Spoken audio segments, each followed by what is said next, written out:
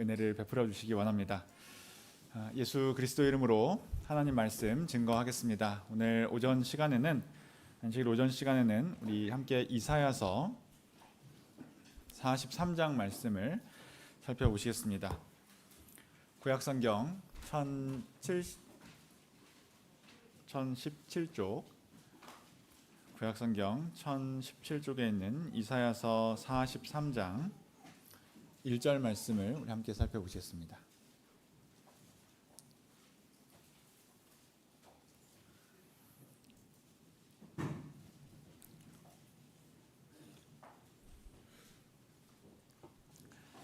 이사야서 43장 1절 말씀,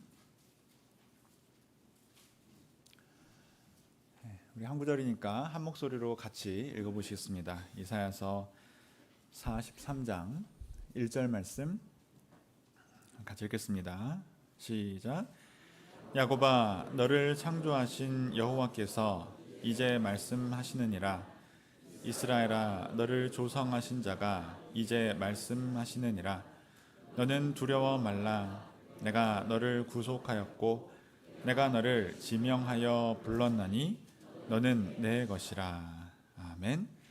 오늘 오전 시간에는 당신과 나를 부르신 하나님이라는 제목으로 함께 말씀을 나누도록 하시겠습니다. 여러분, 로또 복권에 당첨이 되면은 1년 안에 찾아가야 한다고 합니다. 알고 계셨습니까? 1년이 지나도록 찾아가지 않으면은 그 당첨금은 이제 복권 기금에 귀속이 되어서 이제 환수가 된다고 합니다. 잘 모르셨죠? 저도 잘 몰랐습니다. 그런데 놀랍게도 한 해 동안 당첨이 되었음에도 불구하고 찾아가지 않아서 소멸되는 그 금액이 얼마나 되냐면은 평균적으로 한 해에 400억 정도 된다고 합니다. 400억 정도 되는 돈을 사람들이 찾아가지 않아서 사라진다는 거예요. 그러니까 물론 이 사람들이 다 1등은 아니고요. 1등이 되었는데 1등에 당첨되었는데 찾아가지 않은 사람이 작년에 3명 있었다고 합니다. 그래서 83억. 그리고 2등은 16명이 있었는데 8억 5천. 3등은 953명인데 14억. 4등은 8만 6천 명인데 그 금액이 43억 정도 된다고 합니다. 그러니까 이 금액이 찾아가지 않아서 소멸되었다는 거예요. 미수령 액수가 가장 많은 것은 5등인데요. 5등은 무려 418만 명이라고 합니다. 금액으로 따지면은 총 209억 원이 이제 사라진 것이죠. 들어보니까 내 돈도 아닌데 괜히 아까운 생각이 들지 않습니까? 아니, 뭐 복권에 당첨됐는데 무슨 정신으로 그것을 안 찾아가냐? 그런 거 나라도 주지. 그러면 내가 잘 쓸 텐데, 이런 생각이 들기도 합니다. 그래서 방송에서 이것을 아무리 찾아가라고 불러도 어떤 일인지 사람들이 찾으러 오지 않는다는 거예요. 사실 뭐 5등이라고 하면은 5등 당첨되면 한 5천 원 정도 된다고 합니다.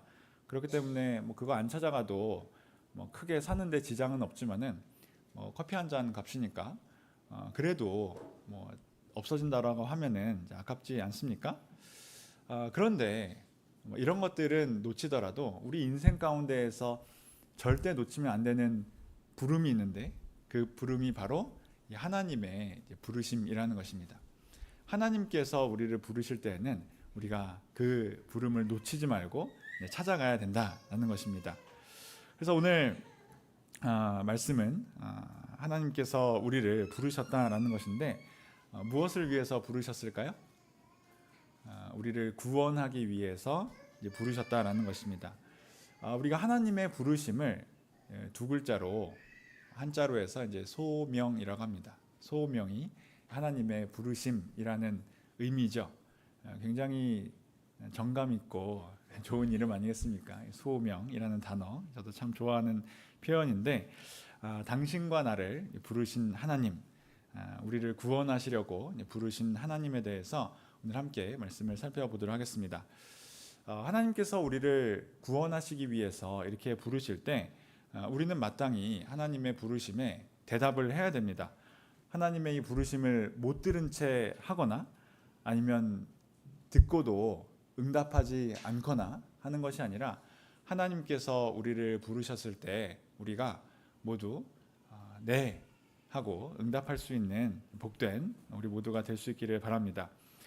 하나님께서 말씀을 통해서 우리가 알 수 있는 것은 사람을 구원하시려는 그 계획을 창세 전부터 세우시고 그리고 미리 예정하셨다라는 것입니다.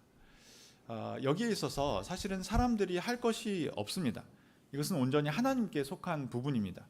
그래서 사람을 구원하시기로 하는 계획을 세우시고 그리고 미리 예정하시는 것은 사람의 어떤 반응이나 사람의 관여가 필요 없는 부분이죠. 이것은 오로지 하나님께서 하시는 영역입니다. 그런데 하나님께서 이렇게 미리 정하신 다음에 하신 일은 바로 부르신 일입니다. 하나님께서 부르신다라는 거예요. 그래서 하나님께서 구원받을 자들을 이렇게 부르십니다. 그리고 이 부르심에는 사람의 반응이 반드시 요구됩니다. 하나님께서 구원받는 자들을 부르실 때 사람이 응답을 하는 것입니다. 어떻게 응답해야 될까요? 우리가 네 하고 응답을 해야겠죠. 하나님께서 우리를 부르실 때 우리는 마땅히 대답을 해야 됩니다. 그래서 하나님께서 사랑아 이렇게 부르면 네 이렇게 응답을 해야 되지 않겠습니까? 집에서 우리가 자녀들을 부르면은 자녀는 마땅히 대답을 해야 됩니다. 그래서 부모님께서 집에서 시훈아 이렇게 부르면 어떻게 합니까? 네 이렇게 대답을 하죠. 요즘에는 자녀들이 네 하지 않고 뭐라고 대답하는지 아십니까? 왜 그럽니다. 왜 이렇게 대답을 합니다. 그래서 저도 저희 집에서 아이들에게 엄마 아빠가 부르면 왜라고 하지 말고 네라고 대답하고 와라 이렇게 가르치는데요. 그래도 어떻게든지 대답을 하면 요즘엔 다행이라고 합니다. 요즘 아이들은 대답도 잘 하지 않는다고 하더라고요. 어떻게든지 응답을 주면은 고마운 일이다라고 하는데 이게 대답하지 않는 것은 나쁜 일이죠. 또는 대답은 해놓고서 뭐라고 말씀하시는지 그냥 듣는 둥 마는 둥 흘려버리는 것도 안 좋은 것입니다. 그래서 마태복음 21장의 말씀을 보시면 예수님께서 이렇게 말씀하신 적이 있는데요.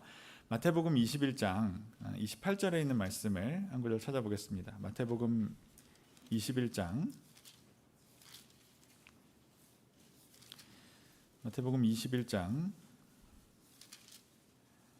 28절부터 말씀을 보시면 제가 읽겠습니다. 그러나 너희 생각에는 어떠하뇨? 한 사람이 두 아들이 있는데 맏아들에게 가서 이르되 예 오늘 포도원에 가서 일하라 하니 대답하여 가로되 아버지 가겠소이다 하더니 가지 아니하고 둘째 아들에게 가서 또 이같이 말하니 대답하여 가로되 실소이다 하더니 그 후에 뉘우치고 갔으니 그래서 아버지가 두 아들에게 아들을 부르는 것이죠. 얘야 오늘 포도원에 가서 일해라. 그랬더니 이 두 아들이 하나들은 그러겠다라고 응답을 하고 하나들은 싫다라고 대답을 했는데 이후에 거기에 대해서 반대로 이제 응답을 했다라는 것입니다. 그래서 여기에 대해서 31절의 말씀을 보시면 예수님께서 그 둘 중에 누가 아비의 뜻대로 하였느뇨? 가로되 둘째 아들이니이다. 예수께서 저희에게 이르시되 내가 진실로 너희에게 이르노니 세리들과 창기들이 너희보다 먼저 하나님의 나라에 들어가리라. 그래서 하나님의 부르심에도 이렇게 네라고 응답하는 사람이 있는 반면에 왜라고 응답을 하거나 듣고도 제대로 반응하지 않는 그런 사람들이 있다라는 것입니다. 그래서 성경에 보시면은 하나님은 어떤 하나님인가? 하나님께서는 부르시는 하나님이다라는 것을 알 수 있습니다. 하나님께서 부르시는 모습을 우리가 볼 수 있습니다. 그것도 이제 애타게 사람들을 부르시는 것이죠. 우리가 처음에 읽은 이사야서 43장 1절의 말씀을 보시면요. 이 말씀에도 야곱아 너를 창조하신 여호와께서 이제 말씀하시느니라. 이스라엘아 너를 조성하신 자가 이제 말씀하시느니라. 너는 두려워 말라. 내가 너를 구속하였고 내가 너를 지명하여 불렀나니 너는 내 것이라 이렇게 말씀하셨습니다. 여기서 야곱 그리고 이스라엘이라는 이름은 하나님께서 구원하신 사람들을 이야기합니다. 그래서 하나님께서 구원하신 민족과 그리고 나라를 대표하는 이름입니다. 이 하나님께서 이렇게 말씀하신다는 것이죠. 너는 두려워 말라. 내가 너를 구속하였다. 내가 너를 지명하여 불렀다. 너는 내 것이다 라고 하나님께서 말씀하십니다. 그래서 하나님은 어떤 하나님이냐, 바로 구원받는 사람들을 이렇게 부르시는 하나님이다라는 것을 알 수 있습니다. 이렇게 하나님께서는 부르시는 하나님인데, 이 하나님의 부르심은 어떠한 부르심인가를 생각을 해보면요, 첫 번째로 이 하나님의 부르심은 어떤 부르심이냐, 구원을 위한 값진 부르심이다라는 것을 알 수 있습니다. 하나님께서 우리를 구원하기 위해서 부르신다라는 거예요. 그래서 내가 너를 구속하였다라고 말씀을 하셨는데, 이 구속이라는 표현은 뉴스에 나오는 그런 구속이 아니라 구원하다라고 할 때 그 구, 그리고 속죄한다라고 할 때 이 속입니다. 그러니까 값을 치른다는 것이죠. 값을 치러서 구한다라는 거예요. 구하기 위해서 그 값을 치러야 되는데 값을 치르고 구한다라는 의미입니다. 이것이 이제 구속한다라는 것이죠. 그래서 하나님께서 우리를 구속하기 위해서, 구원하기 위해서, 건져내기 위해서 불러주신다라는 것입니다. 이 구원한다라는 표현은 교회에서 우리가 흔히 사용하는 표현인데, 아주 쉽게 의미를 생각을 해보자면은 무언가로부터 건져낸다라는 것입니다. 해롭고 위험한 어떤 것으로부터 건져낸다라는 것이 이제 구원하다라는 의미입니다. 그래서 하나님께서 우리를 이렇게 구원하신다라는 거예요. 마치 물에 빠져서 허우적대는 사람을 건져주듯이, 건져내서 살려주듯이 이렇게 건져주신다는 것입니다. 어디에서 건져주신다는 것일까요? 바로 죄와 그 죄의 결과인 죽음, 사망으로부터 건져주신다라는 것입니다. 요즘에 이제 물난리가 전 세계적으로 많이 일어나는 것을 볼 수 있는데, 우리나라에도 장마철이 되면은 이 수해를 입는 경우가 종종 있지 않습니까?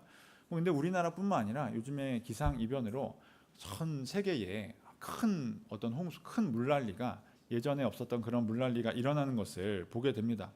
그래서 폭우가 내려서 갑자기 홍수가 나기도 하고, 그리고 갑자기 큰 비가 내려서 댐이 무너지기도 하죠. 이럴 때에는 계곡에서 사람들이 휩쓸려 가는 정도가 아니라 한 도시가 통째로 사라지는 그런 모습도 우리가 뉴스를 통해서 보게 됩니다. 이렇게 물에만 빠져도 사람들이 죽지 않습니까? 물에만 휩쓸려도 사람들이 죽게 됩니다.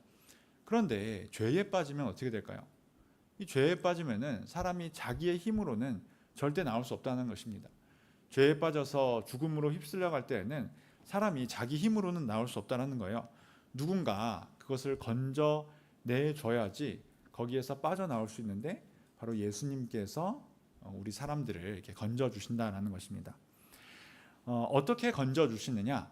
값을 치르고 건져주신다는 것이죠. 이것을 이제 구속이라고 이제 표현을 합니다. 값을 치르는데 우리가 값을 치르게 하는 것이 아니라 그것도 예수님께서 대신 치러주시는 것이죠. 그래서 이 구원의 방법을 바로 대속이라고 합니다. 대신 값을 치르고 구원했다라는 의미로 대속이라고 합니다. 그래서 예수님께서 대신 값을 치러서 우리를 죄에서 건져주셨다는 거예요. 어떤 값을 치르셨을까요? 바로 예수님의 생명, 자신의 생명을 십자가에서 대신 치러주시고 우리를 구원해 주신 것입니다. 그래서 교회에서 전하는 복음은 바로 이런 내용입니다. 이 은혜 안으로, 이 구원의 은혜 안으로 들어오라라고 이제 부르는 것입니다. 그래서 하나님의 부르심은 여기 로또 복권 당첨됐으니까 찾아가세요, 이것과도 비교할 수 없는 그런 값진 부름입니다. 하나님께서 이 영원한 생명 안으로 이제 들어와라라고 불러주십니다. 왜냐하면 하나님의 부르심은 바로 우리를 구원하시는 이런 부르심이기 때문이죠. 그래서 하나님께서 우리를 불러주셨다라는 것은 정말 놀라운 일이고 또 감사할 만한 일입니다. 그래서 골로새서 3장 15절의 말씀을 보시면요, 골로새서 3장 15절 말씀을 보시면 제가 읽겠습니다. 그리스도의 평강이 너희 마음을 주장케 하라. 평강을 위하여 너희가 한 몸으로 부르심을 받았나니 또한 너희는 감사하는 자가 되라. 그래서 하나님께서 우리를 불러주셨다, 우리를 구원받을 수 있도록 불러주셨다라는 것은 세상의 어떤 부름과도 비교할 수 없는 그런 감격스러운 또 고마운 부름이라는 것입니다. 바로 하나님께서 우리를 이렇게 불러주신 것이죠. 제가 예전에 아주 감명 깊게 본 영화 가운데 오래된 영화인데요, 흑백으로 된 영화인데 쉰들러 리스트라는 영화가 있습니다.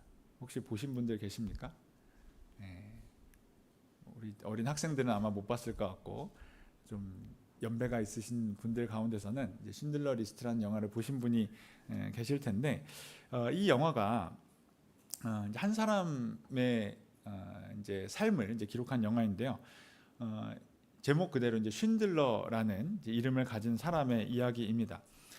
이 사람은, 쉰들러라는 사람은 2차 세계 대전 때 실제로 존재했던 오스카 쉰들러라는 독일인 사업가입니다.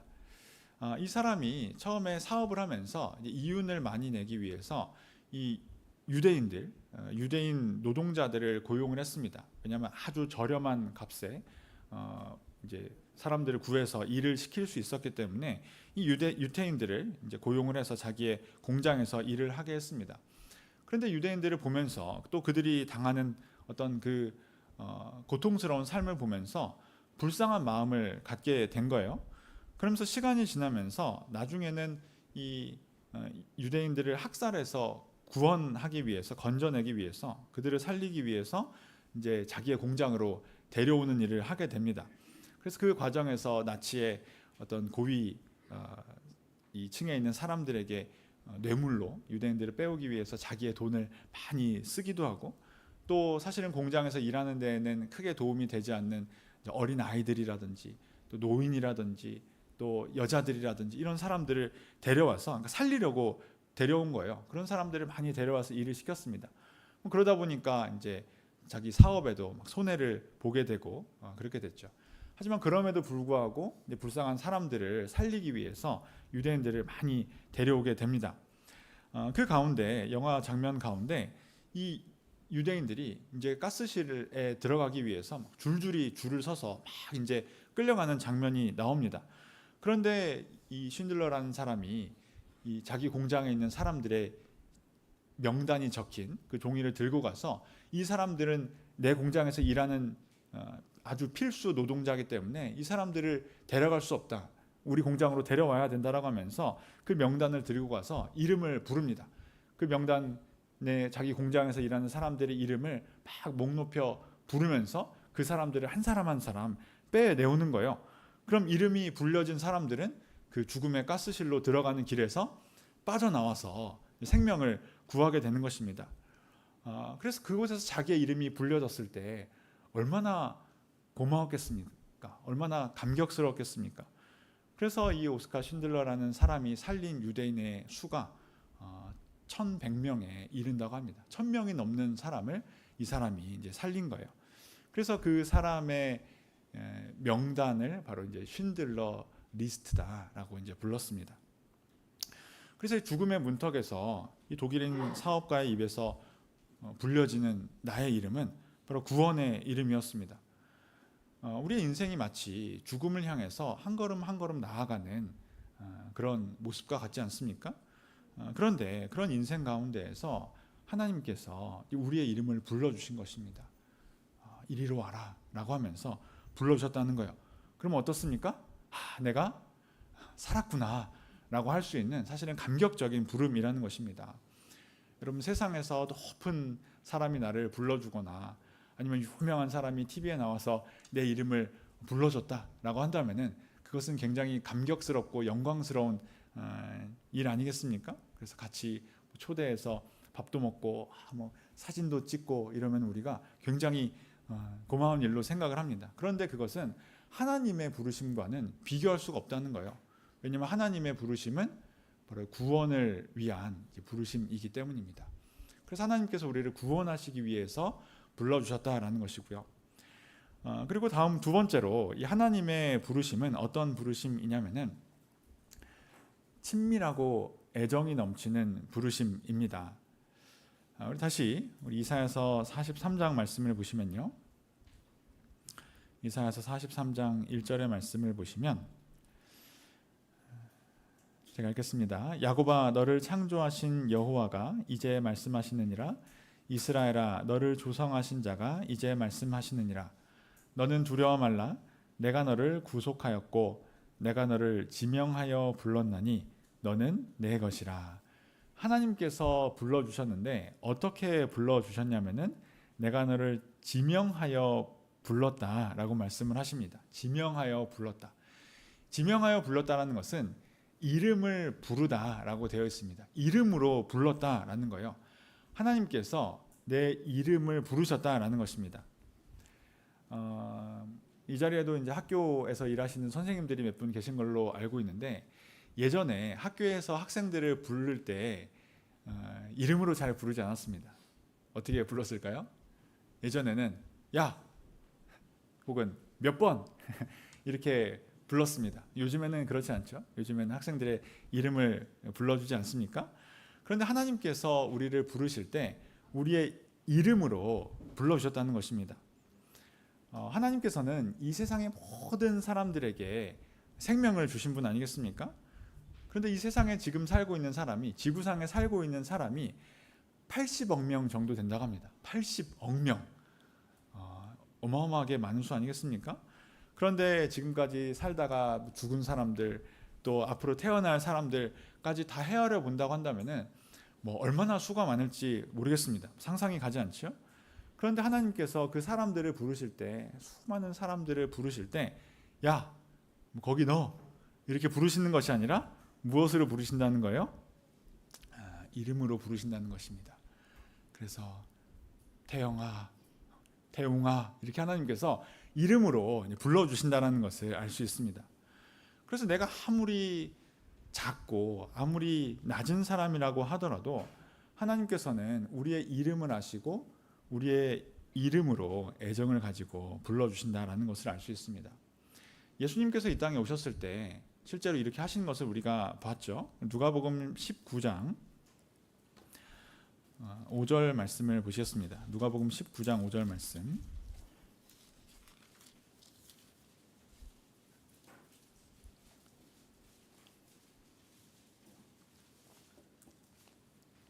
누가복음 19장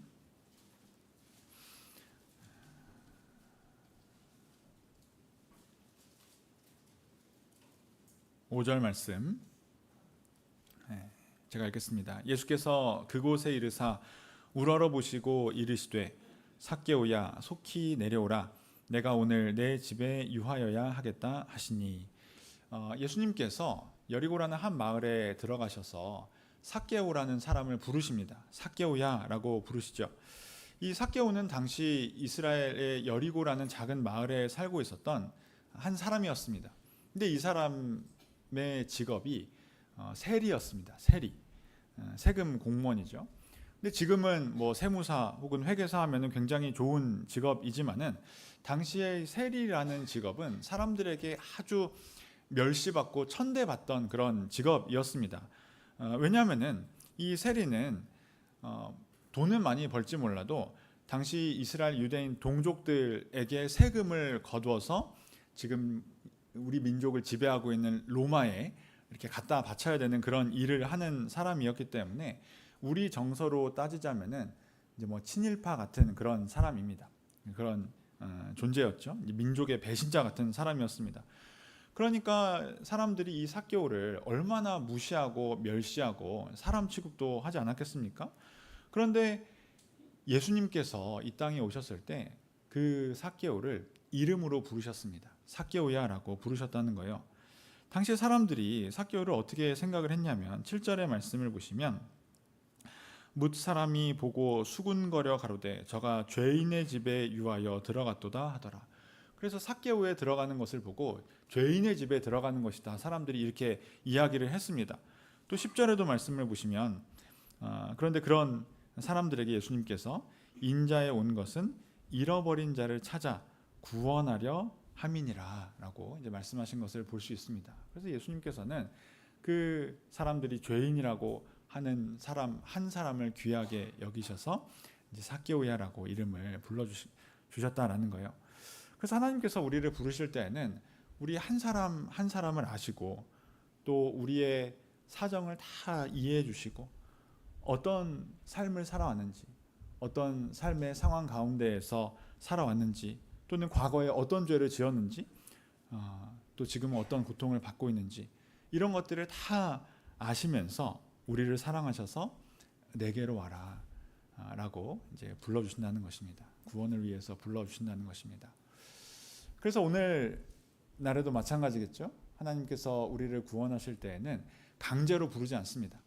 하나님께서 우리를 부르실 때 강압적으로 막 멱살을 붙들고 야, 너 이리 와 이렇게 끌고 와서 하시지 않는다는 거예요. 물론 하나님께서 그렇게 하실 수도 있겠지만은 하나님께서 사람을 부르실 때 그런 식으로 부르시지 않는다는 것입니다. 우리 요한계시록 3장 20절의 말씀을 보시면요, 이렇게 표현을 하고 있는데, 요한계시록 3장 20절 말씀 제가 읽겠습니다.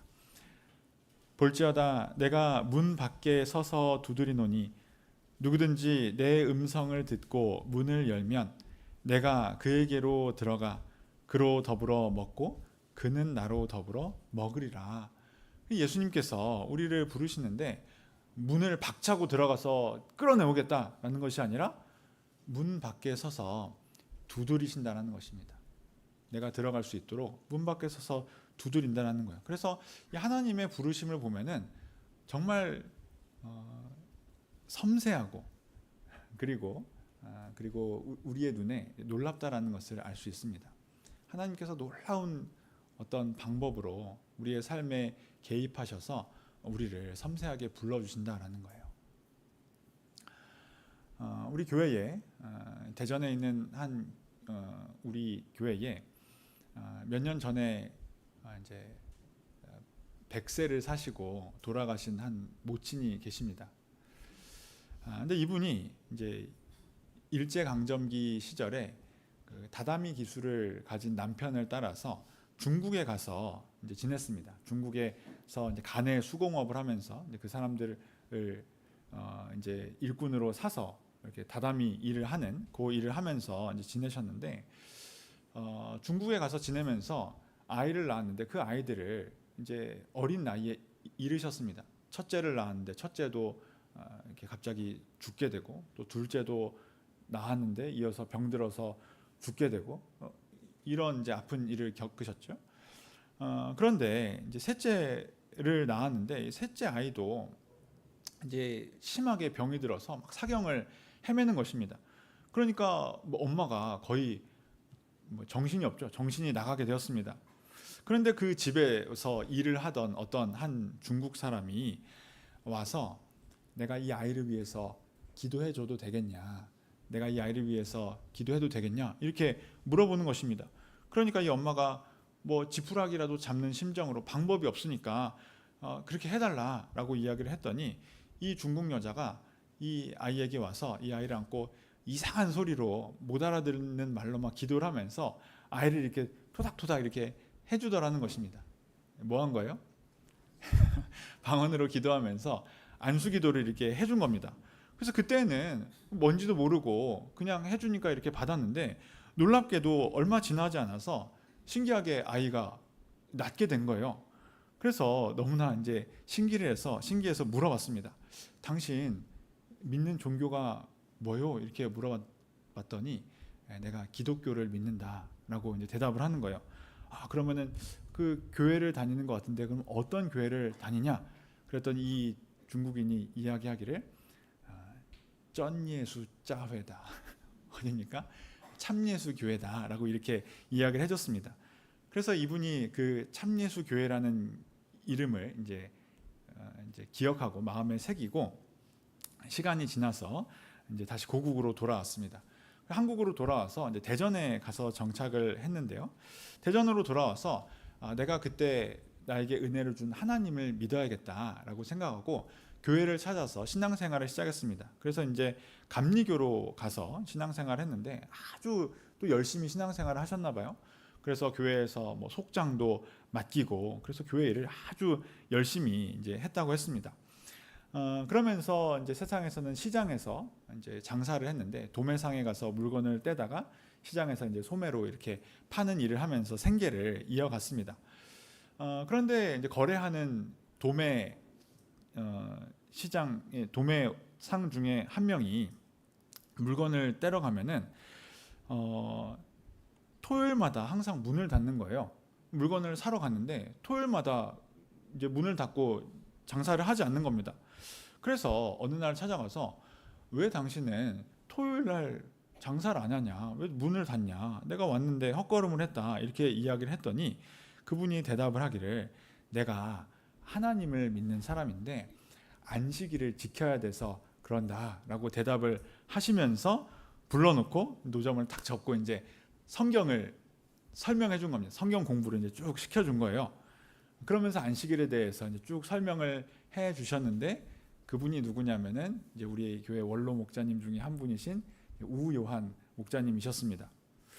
그래서 이 우요한 목자님이 이제 개척을 하기 위해서 대전에 오셔가지고 낮에는 시장에서 장사를 하면서 또 이제 가게를 닫고는 이제 가정에서 목회를 하신 것이죠. 사람을 불러놓고 이제 성경 공부도 하고 했습니다. 그래서 회당도 없고 그냥 장사하고 이제 가족들 이제 생활하고 이런 곳이 한쪽에서는 이제 가게 장사하고 물건 놓고 팔고 한쪽에서는 또 잠도 자고 예배도 드리고 하는 곳이었던 거죠.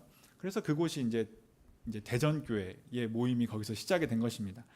그래서 이 모친도 이제 대전교회의 어떤 시작을 함께한 창립 멤버가 되어서 그곳에서 신앙생활을 이제 하게 되었습니다.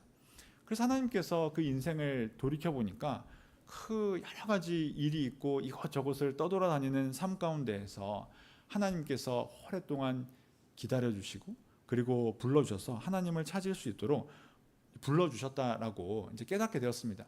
그래서 중국에 갔을 때 이름도 모르는 한 자매님을 통해서 참예수교회라는 것을 알게 되고 거기에서 시작된 하나님에 대한 믿음이 한국으로 돌아와서 이제 꽃을 피우게 된 것이죠. 그래서 이분이 사시면서 대전교회에서 열심히 신앙생활을 하시고 또 많은 분들을 전도하시고 연세가 많이 드셨을 때에도 직접 전도지를 만들어서 전도하시는 일을 하시다가 돌아가시기 전까지 병원에서도 전도를 하시다가 이렇게 대전교회에서 큰 일꾼으로 일하시고 하나님 곁으로 가셨다라고 제가 들었습니다.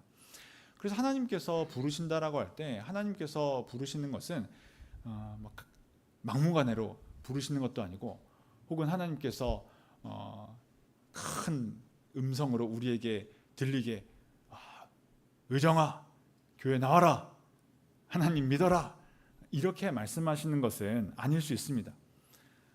하나님께서는 우리에게 우리 삶 가운데 만나는 사람들을 통해서 또는 예배 시간에 들려지는 어떤 음성을 통해서 어떤 사람의 전도를 통해서 아는 사람의 초청을 통해서 우리 교회 한번 나와봐 라는 이런 과정을 통해서 불러주신다는 것입니다. 요즘에는 전도지를 통해서나 아니면 인터넷에 올라와 있는 그런 영상들, 전도 영상들, 글이나 이런 것들을 통해서 하나님께서 다양한 방법을 통해서 이렇게 우리를 섬세하게 부르고 계신다라는 것을 알 수 있습니다. 그래서 우리 모두가 이런 부름을 받고 사실은 온 것이죠. 하나님께서 이렇게 우리를 부르실 때 다양한 방법으로 부르실 때 자, 우리는 어떻게 응답을 하면 좋을까요? 어떻게 응답하면 좋을까요? 네 하고 대답하면 될까요? 하나님께서 그렇게 불러주시지 않죠. 하나님의 부르심에 응답하는 것은 다른 것이 아니라 바로 성도가 되는 것입니다. 우리 로마서 1장 7절 말씀을 보시겠습니다. 로마서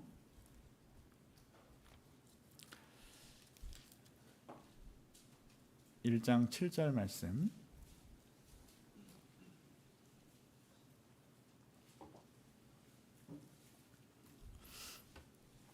로마서 1장 7절 말씀 제가 읽겠습니다. 로마에 있어 하나님의 사랑하심을 입고 성도로 부르심을 입은 모든 자에게 하나님 우리 아버지와 주 예수 그리스도로 쫓아 은혜와 평강이 있기를 원하노라. 하나님께서 성도로 부르신다라는 것입니다. 또 고린도전서 1장 2절에도 말씀을 보시면 고린도에 있는 하나님의 교회 곧 그리스도 예수 안에서 거룩하여지고 성도라 부르심을 입은 자들과 라고 말씀을 하고 있습니다. 그래서 하나님의 부르심에 응답을 한다는 것은 바로 성도가 되는 것입니다. 성도로 부르심을 불러주실 때에 성도가 되는 것으로 응답을 하는 것이죠. 성도가 된다는 것은 교회에서 베푸는 세례를 받고 하나님의 백성으로 거듭나는 것을 통해서 되는 것입니다.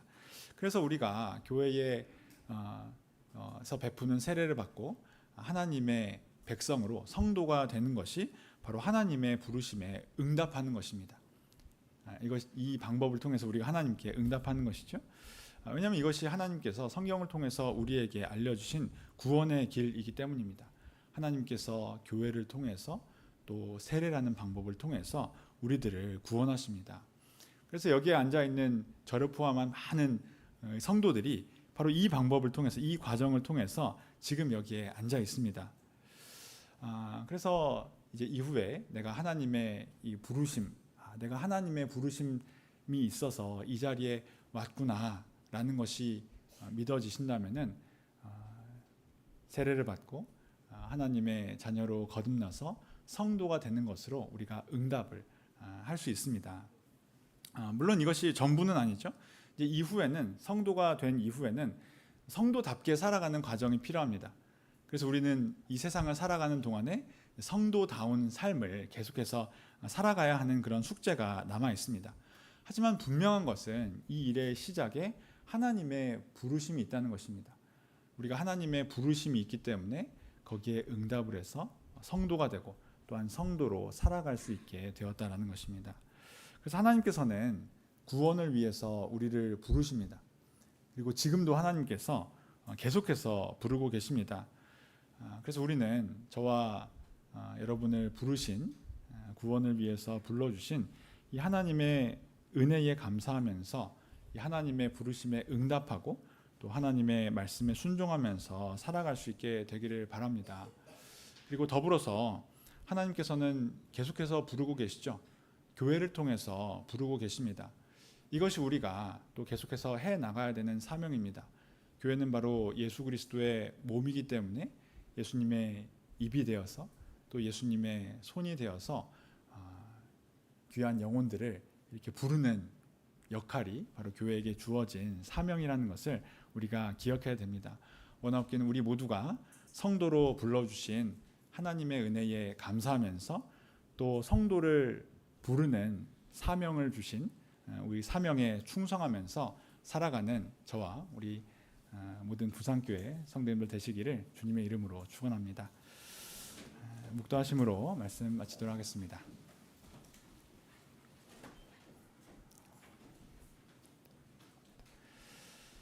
할렐루야. 아멘.